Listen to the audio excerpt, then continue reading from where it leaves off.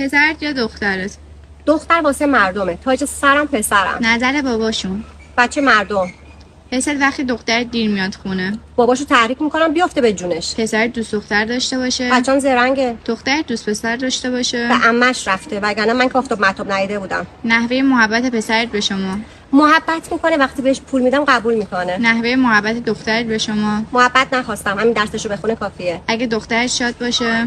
بالاخره یه راه حلی پیدا میکنم که حالشو بگیرم. اگر پسرت شاد باشه؟ خونه رو واسش خالی میکنم. اگر پسرت بخواد با دوستاش بره بیرون؟ مگه اجازه لازمه؟ اگه دخترت بخواد با دوستاش بره بیرون؟ از 2 هفته قبل بهش نمیگم که این سگ هر روز گریه کنه، 10 دقیقه مونده به قرارش میگم میتونه بره.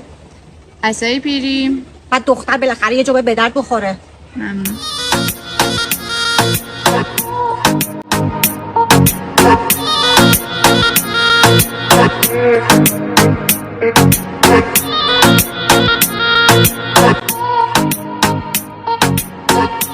ایران ریمیکس